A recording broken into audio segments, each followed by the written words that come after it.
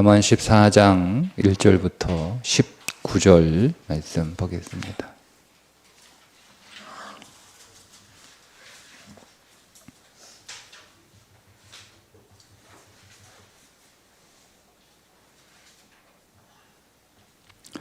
지혜로운 여인은 자기 집을 세우되 미련한 여인은 자기 손으로 그것을 허느니라.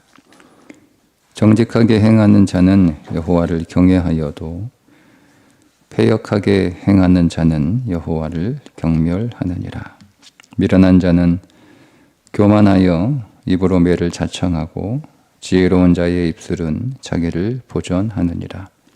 소가 없으면 구유는 깨끗하려니와 소의 힘으로 얻는 것이 많으니라. 신실한 증인은 거짓말을 아니하여도 거짓 증인은 거짓말을 뱉느니라. 거만한 자는 지혜를 구하여도 얻지 못하거니와 명철한 자는 지식 얻기가 쉬우니라. 너는 미련한 자의 앞을 떠나라. 그 입술에 지식 있음을 보지 못함이니라. 슬기로운 자의 지혜는 자기의 길을 아는 것이라도 미련한 자의 어리석음은 속이는 것이니라. 미련한 자는 죄를 심상히 여겨도 정직한 자 중에는 은혜가 있느니라. 마음의 고통은 자기가 알고 마음의 즐거움은 타인이 참여하지 못하느니라. 악한 자의 집은 망하겠고 정직한 자의 장막은 흥하리라. 어떤 길은 사람이 보기에 바르나 필경은 사망의 길이니라. 웃을 때에도 마음에 슬픔이 있고 즐거움의 끝에도 근심이 있느니라. 마음이 굽은 자는 자기 행위로 보응에 가득하겠고 선한 사람도 자기 행위로 그러하리라. 어리석은 자는 온갖 말을 믿으나 슬기로운 자는 자기의 행동을 삼가느니라. 지혜로운 자는 두려워하여 악을 떠나나 어리석은 자는 방자하여 스스로 믿느니라. 노하기를 속히하는 자는 어리석은 일을 행하고 악한 계교를 꾀하는 자는 미움을 받느니라. 어리석은 자는 어리석음으로 기업을 삼아도 슬기로운 자는 지식으로 면류관을 삼느니라. 악인은 선인 앞에 엎드리고 불의한 자는 의인의 문에 엎드리느니라. 아멘. 오늘 말씀 전체 다 개별적인 말씀처럼 보이지만 지혜로운 사람은 어떤 사람인가? 자기 자신을 잘 아는 사람이 지혜로운 사람이다는 것입니다. 8절에 보면 슬기로운 자의 지혜는 자기의 길을 아는 것이라도 미련한 자의 어리석음은 속이는 것이니라. 그러니까 슬기로운 사람은 자기의 길을 안다. 자기 자신을 잘 알고 있다는 거예요. 근데 어리석은 사람은, 미련한 사람은 자기의 길을 몰라요. 그러니까 누구에게 속냐면 자기에게 속는 거예요. 누가 남을 속이는 게 아니라 내가 나에게 속는 거죠. 왜냐하면 내가 어떤 사람인지 나를 잘 모르기 때문에 그렇습니다. 내가 누구인지 잘 모르니까 하나님 앞에서 이런 태도를 가지는 거예요. 미련한 자는 죄를 심상히 여겨도, 심상히 여긴다는 말이 가볍게 여긴다는 뜻이거든요. 그러니까 미련한 사람은 자기가 어떤 존재인지 모르니까, 그러니까 여러분, 내가 누구인지를 가장 잘 아는 게 뭐냐면 내 행동으로 나 자신을 아는 게 아니고요. 우리는 자꾸 자기의 행동으로 자기 자신을 판단하거든요. 근데 여러분, 우리의 행동이 나를 표현하는, 우리는 우리의 행동을 얼마든지 거짓으로 꾸밀 수 있잖아요. 근데 여러분, 그러니까 우리의 행동으로 나 자신을, 내가 어떤 사람인지 사실은 정확하게 파악할 수 없어요. 내가 누구인지를 알려면 내 마음을 볼 수 있어야 되는 거예요. 내 마음을. 그러니까 자기의 마음을 정직하게 그리고 자세하게 관찰할 수 있어야 됩니다. 근데 여러분들 이 마음을 알기가 쉽지 않죠. 그냥 내가 어떤 마음일까 이렇게 해서 들여다본다고 해서 자기 마음이 잘 보이는 건 아니에요. 자기 마음을 알려면 그만큼 노력도 해야 되고 또 그만큼 담대함도 있어야 되고 또 정직함도 있어야 되고 정직하게 자기 자신을 돌 수 있어야 되거든요. 그러니까 자기 자신을 잘 모르니까 그 말은 자기가 어떤 사람인지 정확하게 자기의 존재를 파악하지 못하니까 죄를 가볍게 여긴다라는 말은 회개하지 않는 거예요. 그러니까 우리 마음이 내 마음이 어떤 마음인가는 우리가 하나님 말씀 앞에서 내 마음을 비춰봐야 되거든요.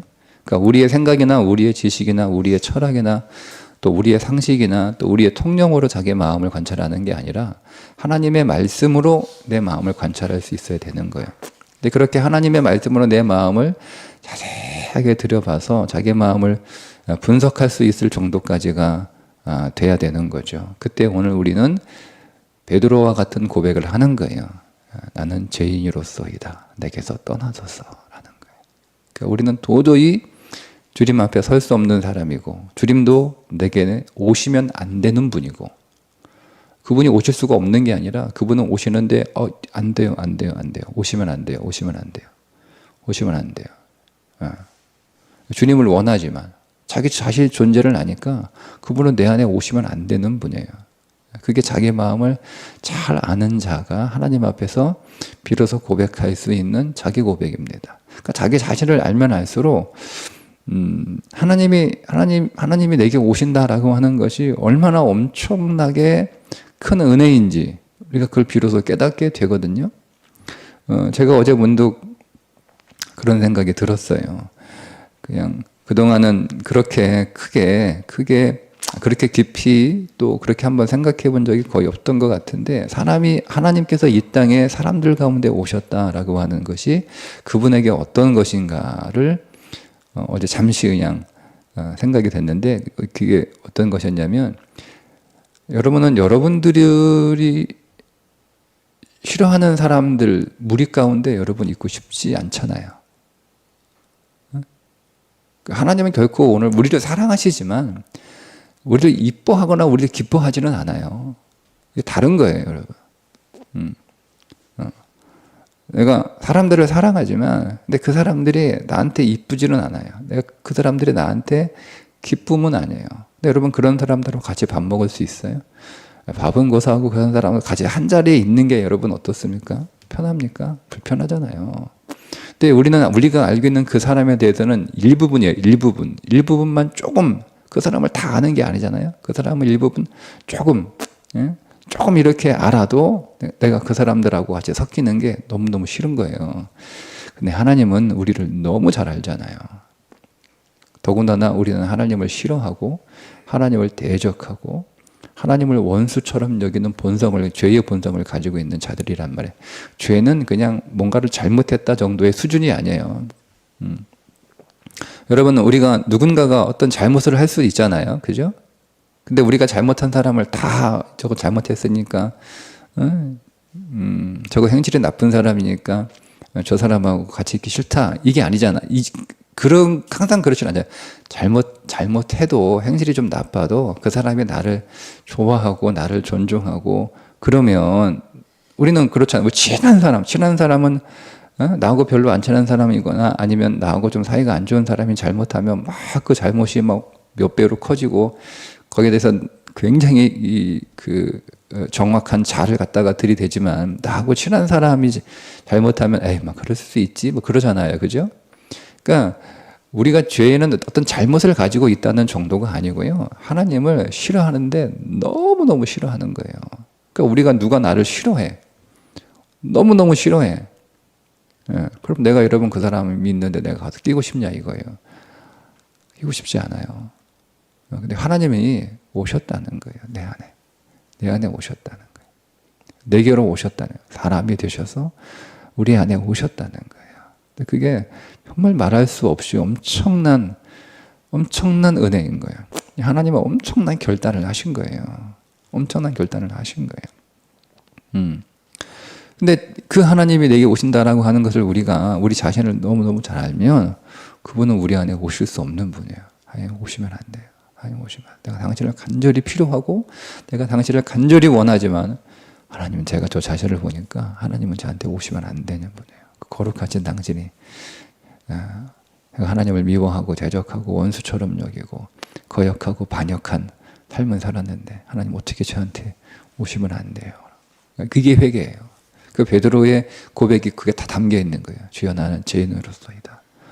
내게서 떠나소서 오시면 안 되는 거예요. 주님이 필요 없어서가 아니에요. 그분은 절대적으로 주님이 필요한 존재이지만 자기 자신을 주님의 빛 안에서 탁 바라보니까 자기는 그러니까 베드로가 뭘 깨달아요? 나는 항상 이것이 옳다고 생각을 한 거예요. 베드로는 평생 그 바다에서 그물을 던져 고기를 잡았어요. 그게 통했단 말이에요. 근데 그날은 자기가 살아왔던 삶의 방식대로, 자기의 지식대로, 자기의 경험대로 계속 그렇게 살았잖아요. 근데 한 마리도 얻지 못하는 거예요.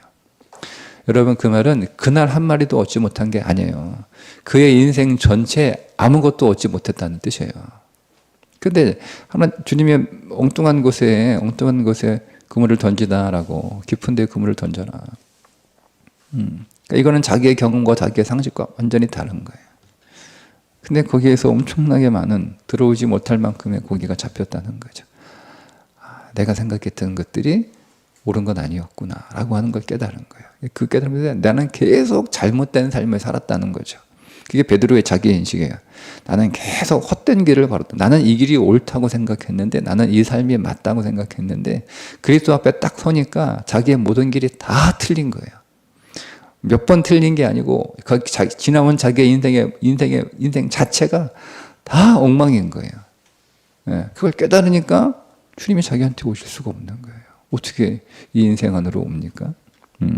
그게 슬기로운 자는 자기의 길을 안다라고 하는 말씀의 의미이고, 그 자기의 마음이 어떤 것인지를 그 말씀 안에 비추어 볼 때 그는 결코 죄를 가볍게 여기지 않아요. 이 정도의 죄는, 이 정도의 잘못은 다 아는 거 아닌가?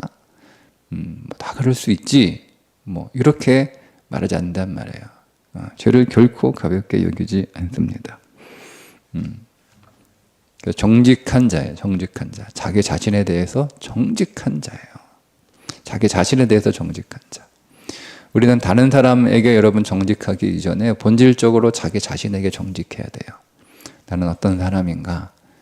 자기 자신을 정직하게 이해할 수 있는, 파악할 수 있는, 자기 자신을 정직하게 인정할 수 있는, 그래, 나는 이런 사람이지라고 하는 것을 정직하게 대면할 수 있는, 이게 용기가 필요하거든요. 왜냐하면 되고 싶은 자기가 있고요, 보여주고 싶은 자기가 있어요. 이루고 싶은 자기가 우리 안에 있단 말이에요. 그리고 자기가 자신을 평가했던, 자기가 점수를 매긴 자기가 있다면 이런 것들을 다 부정해야 되는 거예요. 나는 잘한 줄 알았는데, 나는 잘 살은 줄 알았는데, 나는 좋은 사람인 줄 알았는데, 나는 괜찮은 사람인 줄 알았는데 그게 아니었구나라고 하는 것을 그리스도의 빛 안에서 발견하게 되는 거죠. 발견하죠. 그러니까 이 모든 것들을 다 여러분, 자기가 쌓았던 그 모든 것들을 다 허물어야 된다는 게 얼마나 두려운 일인지 몰라요. 근데 그 용기가 필요한 거예요. 근데 그 정직한 자는 은혜를 입는다라는 거예요. 은혜를 입는 거예요. 그러니까 덮어주시는 은혜를 입는 거예요. 자기를 아는 것이 매우 중요하다라고 오늘 전체 말씀에서 말씀하고 있는 중요한 메시지입니다. 1절부터 좀 보면, 지혜로운 여인은 자기 집을 세우되 미련한 여인은 자기 손으로 그것을 허느니라. 여인은 말씀드린 것처럼 그냥 여자가 아니고 그리스도의 신부인 우리를 말씀하시는 것으로 보는 게 좋습니다. 그러니까 지혜로운 여인은, 우리는, 그러니까 내 인생을 세우고 허무는 건 남이 하는 게 아니고 내가 하는 거예요. 내가 지혜로우면 내 인생이 온전하게 세워지고, 내가 미련하고 어리석으면 내가 내 집을 스스로 망가뜨리는 거예요. 망가뜨려요. 누가 여러분 우리 인생을 망가뜨립니까? 나 자신 아닌가요? 잘 생각해 보세요. 나를 불행하게 만드는 자, 나 자신입니다. 나를 분노하게 만드는 사람도 나 자신입니다. 나를 파괴하는 사람도 나 자신입니다. 내 인생을 온통 쓰레기통으로 만드는 사람도 나 자신입니다. 내가 나를 슬프게 하고, 내가 나를 억울하게 만들고, 내가 나를 절망하게 만들어요. 나 자신이에요. 내가 내 집을 허무는 거예요. 그걸 아는 거예요. 그건 자기 마음을 알 때 비로소 보여요. 나는 계속 나는 괜찮은데 다른 사람이 문제인 거예요. 내 인생 나는 열심히 살았는데 이 사회와 이 환경이 문제인 거예요. 그러니까 자기 자신의 길은 보지 않죠. 계속 다른 것만 보는 거예요. 그런데 자기 자신을 이렇게 정직하게 대면하여 보게 되면 그게 달라지는 거예요. 아, 나를 불행하게 만든 건 나 자신이었구나. 나를 억울하게 만든 건 나 자신이었구나. 내가 문제였구나. 이걸 보는 거예요. 그때 오늘 우리의 집은 다시 온전하게 회복할 수 있는 출발이 되는 거예요. 근데 그것을 성경은 뭐라고 얘기하냐면 하나님을 경외하는, 여호와를 경외하는 것이다. 2절에 정직하게 행하는 자는 여호와를 경외하여도. 여러분, 하나님께서 오늘 우리의 삶을 진리의 빛으로 이렇게 비추어 주시는데 그거를 정직하게 대면하는 것이 여호와를 경외하는 거지. 아니에요. 하고 그거를 부정하는 거예요. 우리는 우리 자신, 내가 나를 판단하는 나의 판단을 부정해야지 진리가 나를 판단하는 그 판단을 부정하면 안 되는데 이게 바뀌는 거예요. 그러니까 나는 인정하고 나는 긍정하고 나를 판단하는 진리의 빛은 자꾸 부정하는 거예요. 부정하는 거예요. 그런 사람을 패역하게 행하는 자다라고 말씀하고 있습니다. 지혜로운 사람은 지혜로운 입술을 가지고 있죠. 지혜로운 입술. 지혜롭게 하나님을 경외하는 입술이에요. 그러니까 인정하는 거죠. 말씀이 100% 옳습니다. 언제나 말씀이 옳습니다. 자기 자신을 그 말씀 앞에 계속 비추어 보는 거예요. 사도 바울이 자기 자신을 계속 말씀에 비추어 보니까 처음엔 뭐라고 여러분 얘기합니까? 나는 사도들 중에 가장 작은 자다 이렇게 얘기하잖아요. 그게 여러분 겸손한 것처럼 보이죠? 네. 나는 평신도보다는 그래도 평신도 중에도 제일 높은 사람이야. 그러나 목회자 중에는 제일 낮은 사람이야. 이 말이에요. 바꿔 얘기하면 나는 사도는 뭐 못 되었지만 그래도 내가 일반 교인들보다는 내가 훨씬, 내가 목회자는 못 됐지만 그래도 내가 목회자 저 끝에 있는 정도의 신앙을 가지고 있는 사람. 나는 목회자가 되지 않았지만 그렇지만 나는 우리 교회 다른 성도들보다는 내가 믿음이 월등하게 좋은 사람이야. 이게 바울이 자기 인식이었어요. 그러다가 뭐라고 얘기합니까? 나는 교회에서 가장 작은 자라고 얘기해요. 시간이 지나고 나니까. 자기는 다른 교인들보다는 자기가 여러분 세우고 개척하고 전도하고 가르치고 한 사람들이잖아요. 근데 그런 사람보다 자기가 항상 높잖아요. 왜? 자기가 가르쳤으니까 높은 거 아니에요. 자기가 세웠으니까 높은 거 아니에요. 선생이잖아요. 스승이잖아요.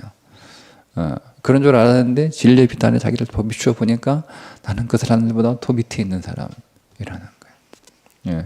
자기 인식이 바뀌어요. 근데 그게 여러분 쉬웠을까? 아니요, 전 쉽지 않습니다. 그게 여러분 말로는 그렇게 할 수 있어 얼마든지 지식으로는 뭐 우리는 그렇게 못합니까? 근데 정말 여러분 마음으로 그렇게 인정되는 건 쉽지 않습니다. 쉽지 않습니다.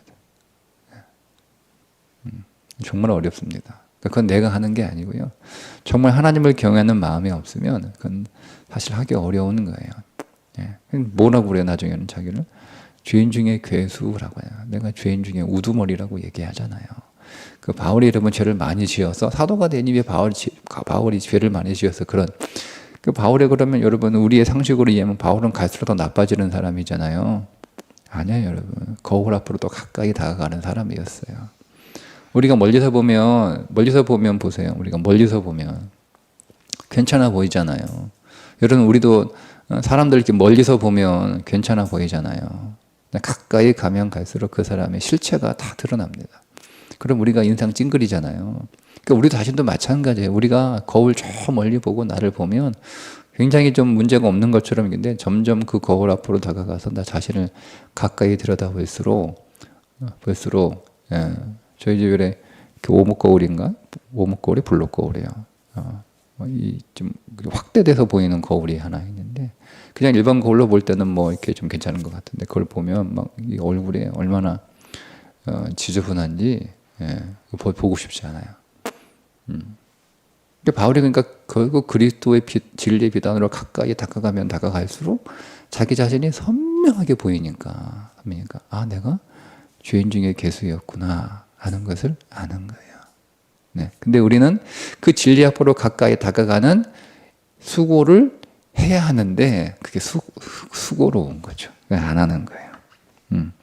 그 뭐라고 얘기합니까? 4절에 소가 없으면 구유는 깨끗하거니와 소의 힘으로 얻는 것이 많으니라. 여러분 우리가 진리를 계속 마주하지 않으면 나는 항상 깨끗해 보여요. 난 항상 괜찮아 보인단 말이에요. 네. 그러니까 내가 괜찮아, 내가 깨끗해 보이는데 내가 진리 앞에 내가 나를 세울 필요는 없잖아요. 그런 수고를 우리가 하고 싶지 않아요. 그런데 여러분 진리 앞에서 나를 비춰보면 비출수록 내 자신이 정직하게 보이는 만큼 사실은 그로 인하여 얻어지는 유익이 훨씬 많은 거예요.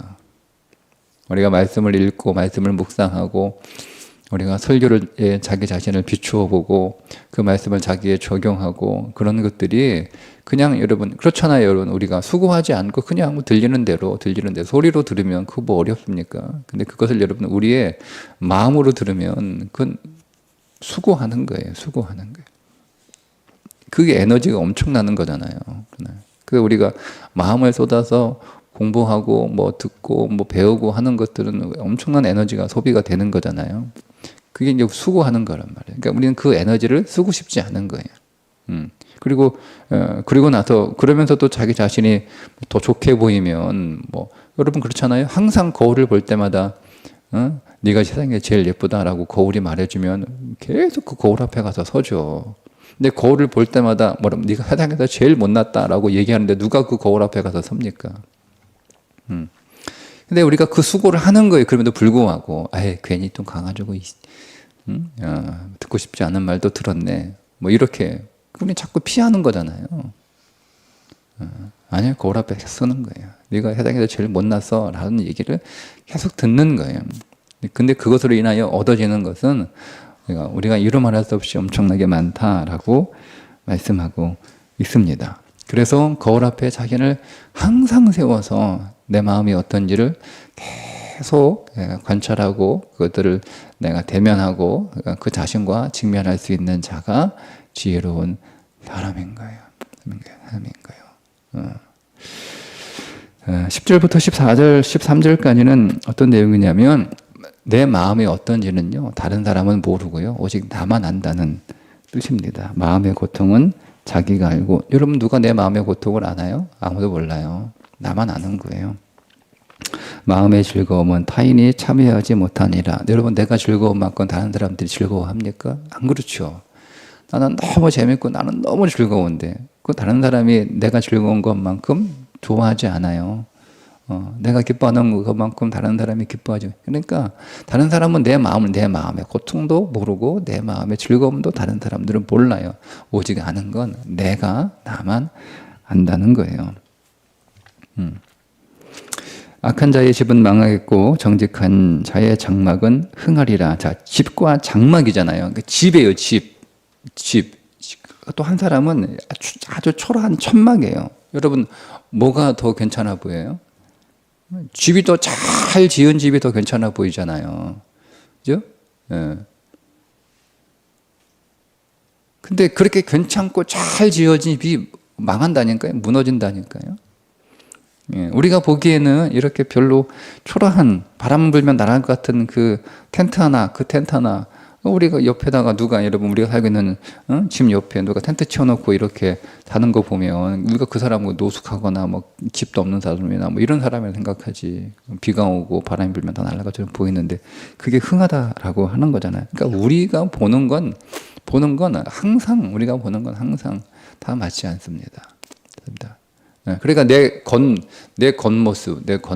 겉모습만 가지고 여러분 우리 자신을 파악할 수 없어요. 우리는 그 사람의 겉모습만 보이는 거예요. 마음은 모르잖아요. 그 마음은 나만 아는 거예요. 나만. 어떤 길은 사람이 보기에 바르나 필경은 사망의 길이니라. 사람이 보기에 잘 가고 있는 것 같아요. 사람이 보기에 제대로 살고 있는 것 같아요. 근데 사람이 보는 거하고는 다르다는 거예요. 하나님이 보기에는 하나님은 오늘 우리의 겉모습 보지 않으니까 우리의 마음을 보신다라고 말씀하셨잖아요. 보니까 이건 죽으러 가는 거예요, 지금. 겉으로 보기엔 살아가는 것처럼 보이는데 하나님이 보니까 죽으러 간다는 거예요. 근데 여러분 그걸 겉모습으로 파는 그 마음으로 하나님이 보고 계시잖아요. 그러니까 모른다는 거예요. 우리는 몰라요. 웃을 때에도 마음에 슬픔이고 막 웃어. 그 사람은 항상 행복하고 즐거운 줄 알아. 근데 그 사람 마음은 모르잖아요. 나는 웃고 있지만 웃는 게 아니다라고 하는 때가 우리 안에 얼마나 많습니까? 근데 그 누구만 알아요? 나밖에 몰라요. 다른 사람은 몰라요. 즐거움의 끝에도 근심이 있느니라. 너무너무 하루 신나게 재밌게 놀았는데 저녁에 돌아가서 나는 근심에 사로잡히는 삶을 누가 합니까? 하루 종일 신나게 재밌게 놀았으니까 즐거운 인생인 줄만 알죠. 모른다는 거예요. 마음은 자기밖에 몰라요. 근데 그 자기는 정직한 자기예요.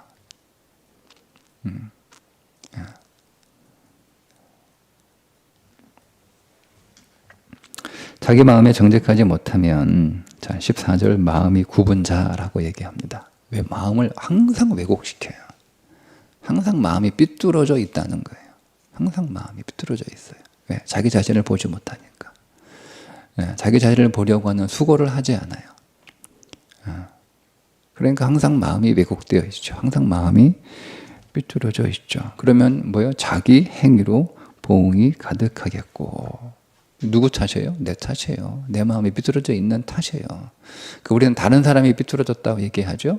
사회가 삐뚤어졌다고 얘기합니다. 아니에요, 여러분. 내 마음이 삐뚤어져 있는 거예요. 내 마음이 삐뚤어져 있기 때문에 그 삐뚤어진 마음으로 사는 삶의 결과를 고스란히 자기가 받는다는 것입니다. 자, 그런데 문제는 뭐냐면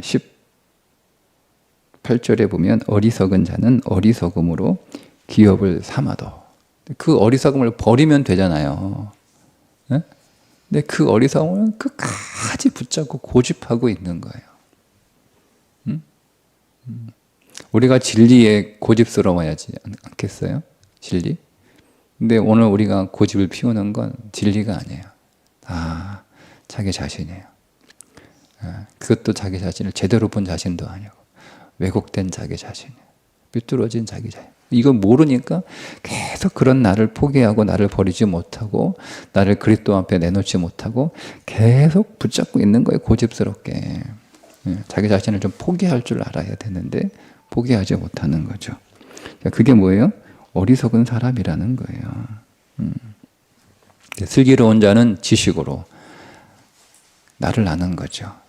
그리스도를 정말 알 때 자기 자신을 아는 거예요. 우리가 그리스도만 알 수 없어요.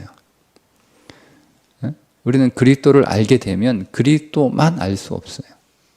우리는 그리스도를 알면 알수록 내가 누구인지를 더 정확하게 보게 돼요. 그래서 자기 자신을 버릴 수 있게 되는 거예요. 내가 어떤 것을 붙잡고 있구나. 내가 나 자신을 왜곡되게 보고 있구나. 내 마음이 삐뚤어져 있구나. 내가 바른 길로 가지 않고 있구나 라고 하는 자 자신을 계속 보게 돼. 그 자신을 계속 버리는 거죠. 그게 슬기로운 사람이라는 거예요. 자기 자신을 고집하지 않고 얼마든지 자기 자신을 버릴 수 있는 거예요. 여러분, 우리가 새로운 나를, 다가오는 나를 여러분 만나고 다가오는 나를 여러분들이 붙잡으려면 지나온 여러분 자신을, 지나온 여러분의 과거를 버릴 수 있어야 됩니다. 근데 그게 어렵다는 걸 우리는 너무 잘 알잖아요. 그러나 우리가 우리 옛사람을 여러분 붙잡고 있으면 우리는 새 사람을 경험할 수 없습니다.